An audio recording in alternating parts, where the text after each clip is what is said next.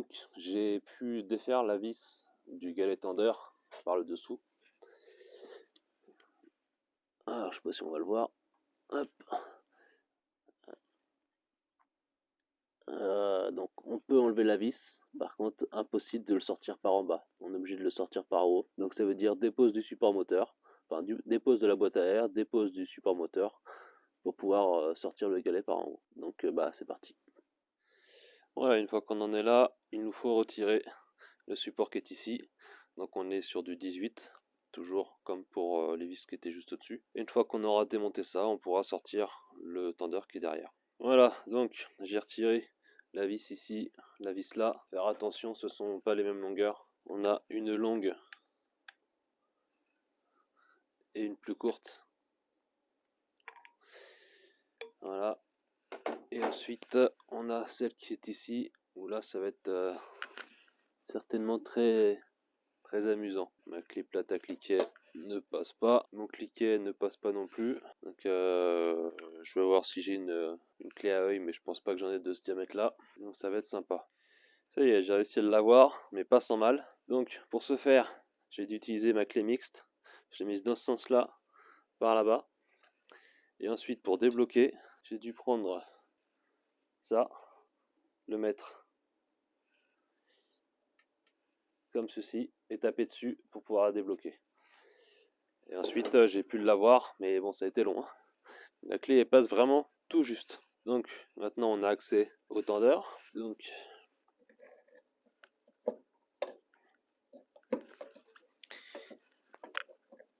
c'est tellement, il y a tellement peu de place que même les vis on peut pas les sortir.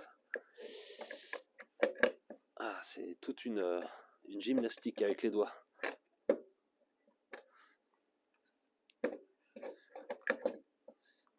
Ah, je peux pas le faire avec le téléphone dans la main.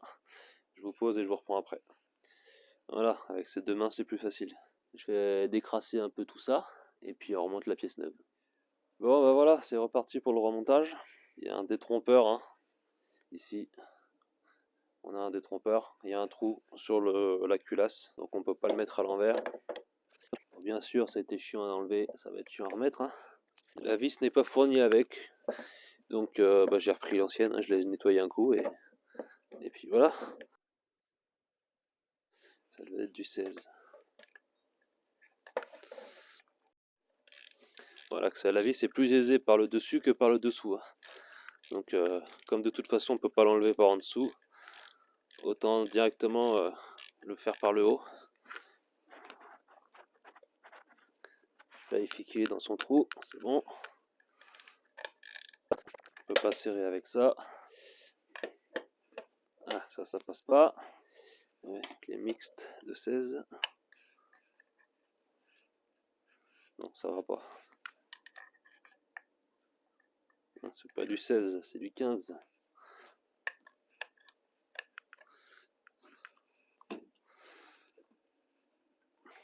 Bon, on va pour le couple de serrage. Hein. Toujours la même, aucune place. Donc on fait ça à la main. Voilà. Ah, pour info, hein, l'ancien.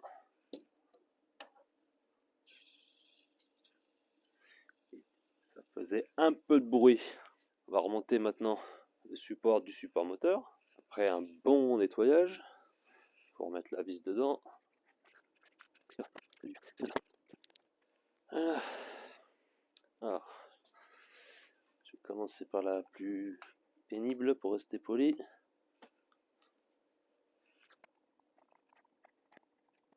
Voilà.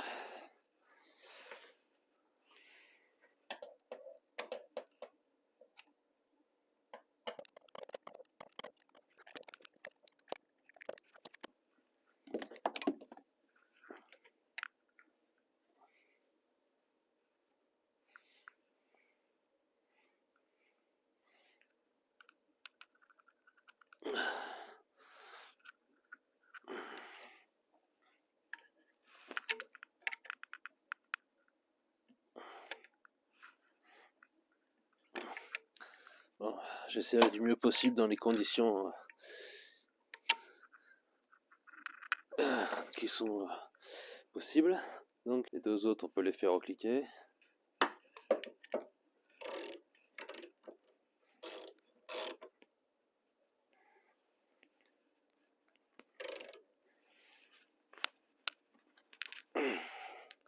J'essaierai de voir si le cliquet passe, si la clé dynamométrique passe.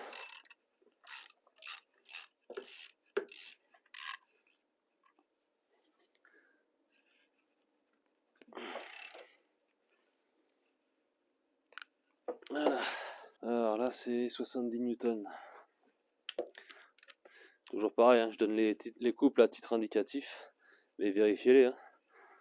On sait jamais. Ok, c'est bon.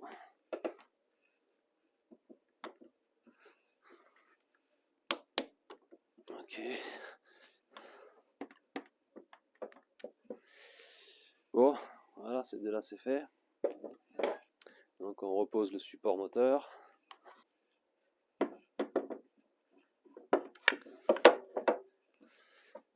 Là. Alors, je commence par y mettre les grosses vis.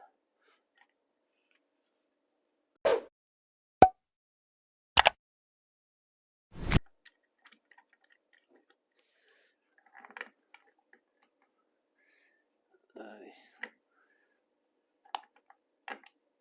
Et je dois arrêter là, il faut que j'aille chercher les enfants à l'école.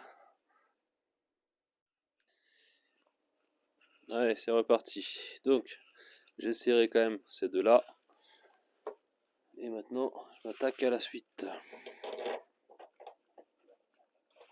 Donc j'ai essayé de le mettre parallèle au bord du moteur là. Je l'ai fait à l'œil. Hein. Et le reste m'a l'air aligné.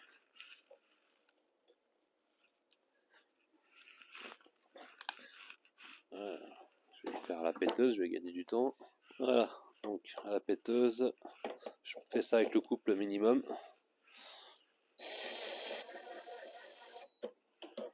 Et dès que ça bloque, j'arrête. Et j'engage à la main quand même. Hein.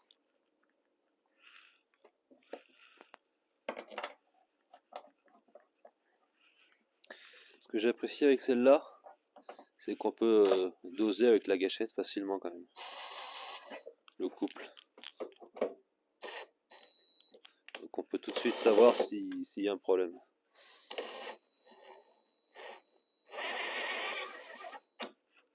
Voilà. Ensuite, donc là c'était 45 Nm.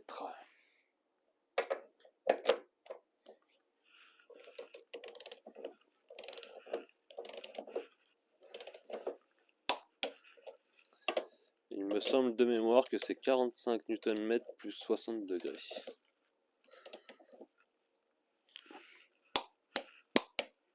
Comme je suis pas sûr, je vais faire 45 degrés.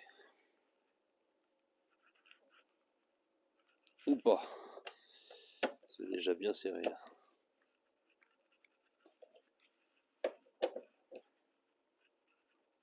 Ouais, je vais arrêter là.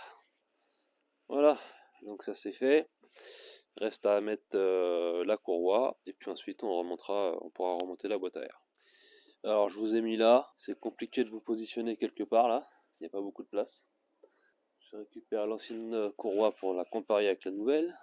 Ah, alors je vois que les rainures sont pas du tout les mêmes et les rainures de la nouvelle courroie correspondent davantage aux rainures qu'il y a sur les poulies. Donc je pense que la courroie avait déjà été changée et qu'ils avaient mis de l'adaptable. J'essaye de vous montrer. Voilà, on voit presque là d'un côté l'ancienne, on voit bien les rainures et sur la nouvelle, on les voit pas beaucoup à la caméra. Si je fais ça, peut-être qu'on verra mieux. Voilà, c'est beaucoup plus large au niveau de la partie mâle entre guillemets et beaucoup plus fin pour la partie femelle. Et justement, si on regarde bien les courroies, enfin les poulies plutôt, je pense que ça va mieux épouser la forme des poulies. Donc on va essayer de mettre ça en place.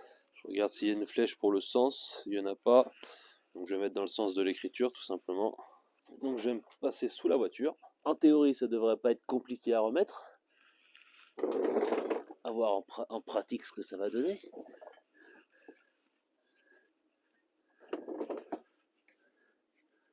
Donc coup je vous déplace parce que là j'ai besoin d'attraper la courroie.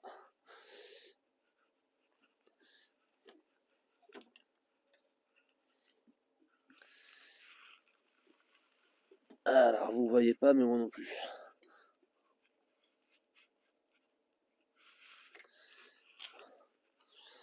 Donc j'essaie de la placer sur l'alternateur, je crois que c'est.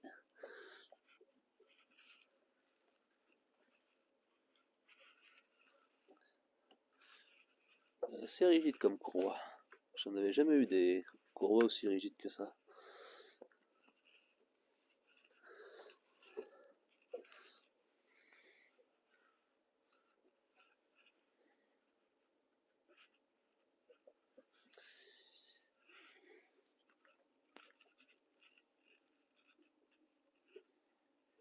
Voilà, donc ça rentre bien dans les gorges, hein, donc ça c'est bon.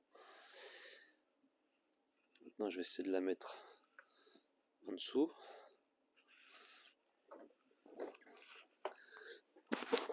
Donc là, une fois de plus, on y va à l'aveugle.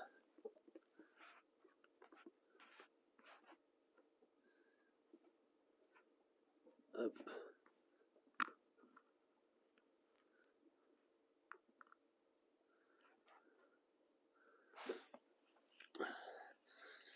Alors, comment je vais faire? Parce que là, dès que je l'enlève, elle se barre. Donc je peux pas la mettre en place. Dans l'idéal, il aura fallu quelqu'un en haut pour tenir la courroie et quelqu'un en bas pour la mettre. Donc comme je suis tout seul, je vais me débrouiller autrement. En général, j'utilise un serre-joint pour faire ce genre de choses, mais là, il passe pas le serre-joint. Ah, des fois, on est vraiment embêté, hein. On perd du temps sur des détails quand on travaille tout seul. Alors qu'en 2 secondes, c'est fait quand on est plusieurs.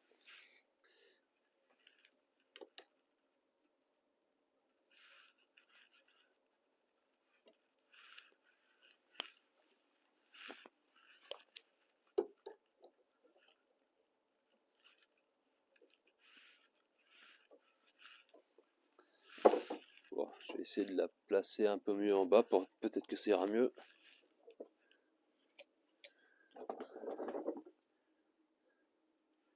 Là, je suis dans la gorge.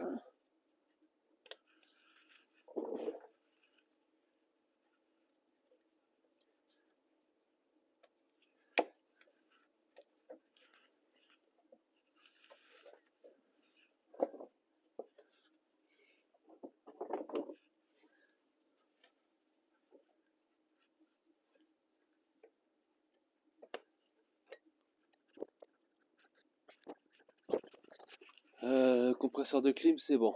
L'alternateur, on n'est pas loin. Faut pas que ça bouge ailleurs, quoi, quand je vais le déplacer. Voilà, si ça reste comme ça, j'ai plus qu'à lever le tendeur pour pouvoir la mettre au niveau de la poulie dumper.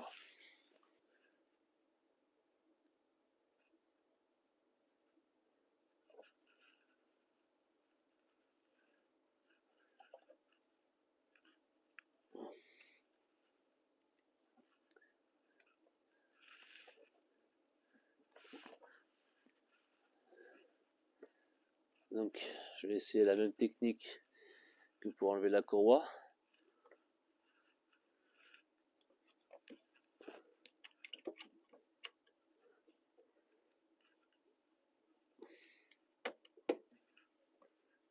Ah, c'est sûr que ça doit être plus pratique à faire quand on a l'outil officiel. Ah, je suis sûr qu'il est tombé de là-haut, là. Je le vois pas moi, mais... Ah oui, il y a trop de jeu, là. Il est tombé. Ah, bon sang. Bon.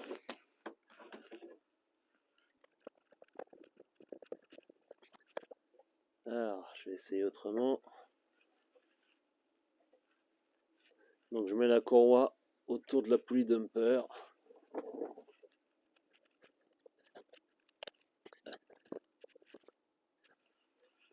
Alors là, je peux pas la passer.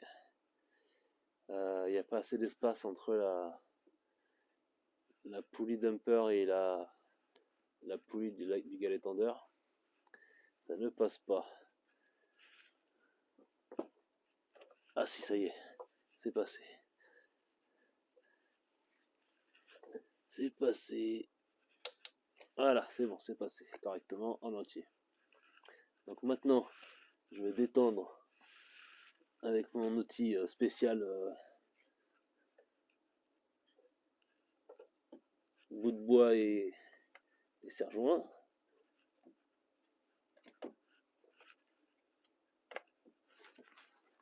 Voilà, je commence à pomper pour faire monter le tendeur.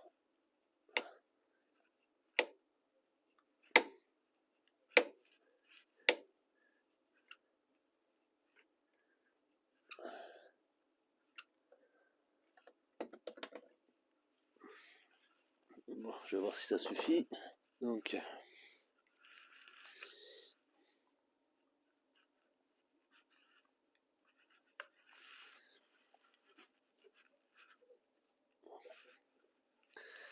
j'attrape la courroie, je vais la passer autant que possible.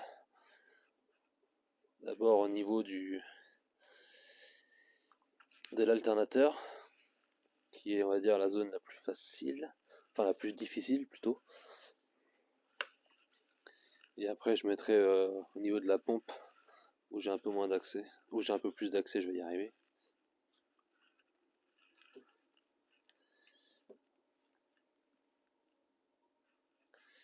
Alors j'essaie de vous montrer sans me gêner pour autant.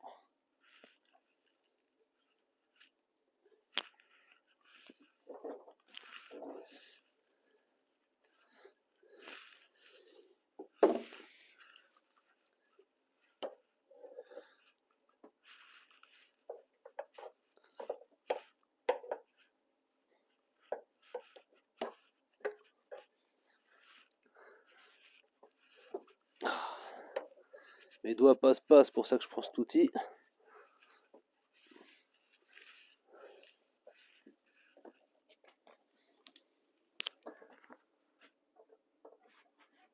Elle a dû se recaler sur la poulie.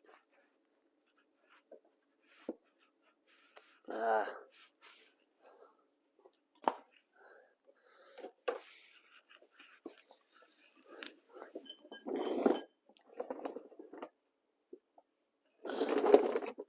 C'est toujours pareil quand on veut la mettre dessus. Alors, ça n'y va pas. Et quand on veut plus qu'elle y soit, elle veut plus sortir.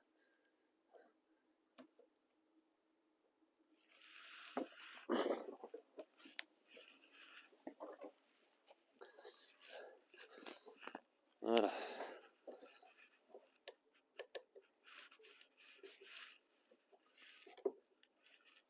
Voilà. Donc là, elle est en place. Il ne reste plus qu'à la mettre au niveau de la poulie. Alors j'essaie de vous mettre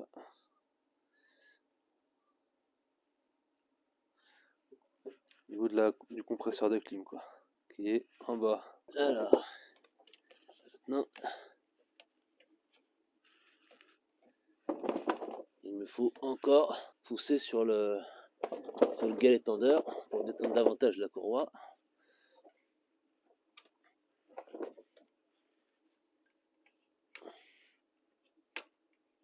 Il y a une sacrée pression, hein, parce que j'y vais à deux mains pour pomper, et autant dire que le sergent a du mal. Ouh. Ah bah voilà.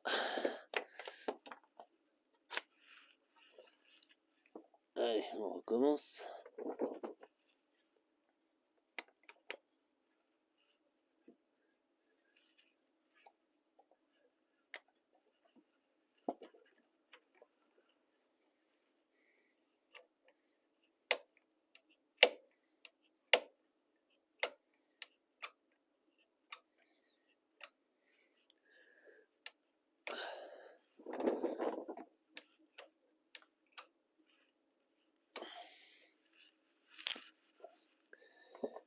Allez, je vais même mettre le cric bouteille en dessous.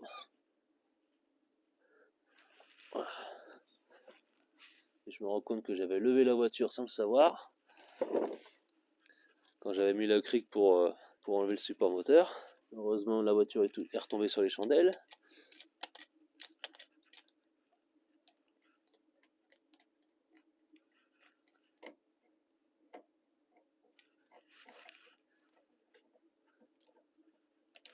c'est vraiment du bricolage là, pas de problème. Bricoleur du dimanche, sans aucun doute.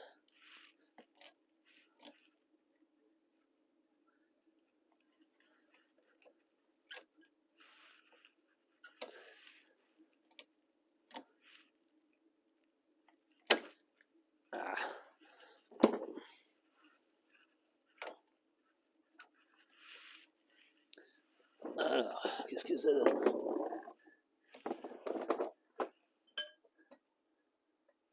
C'est toujours bon là-haut, ça n'a pas bougé? Vous me dites si ça bouge.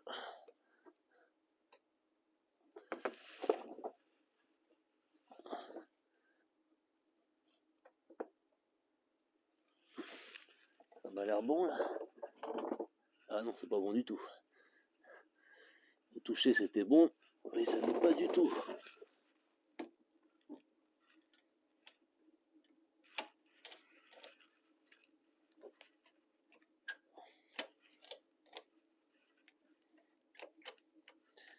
Donc je pousse avec le cric-bouteille sur le serre-joint.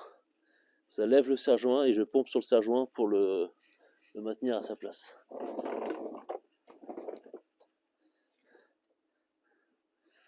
Voilà, dans les règles de l'art quoi. Bon, normalement ça devrait être bon. Je redescends le cric-bouteille. Quoique... Je descends le serre-joint en même temps.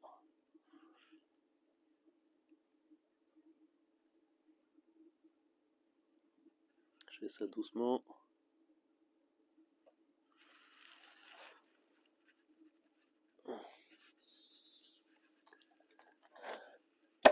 Voilà, le cric-bouteille est enlevé. Le serre-joint est enlevé. Et je vérifie que ma courroie est bien mise partout. Et bah c'est bon, impeccable. Donc là, elle est nickel. En dessous, vous voyez, hop, on est bon aussi. Enfin, vous voyez pas grand chose, mais voilà, je vous montre d'en dessous. Voilà, là on est bon aussi. Donc là c'est le compresseur de clim. Et la poulie dumper. Voilà, on est bon. Et au-dessus, le galet tendeur si j'arrive à le filmer. Voilà, impeccable. Donc ça, c'est bon, c'est remis.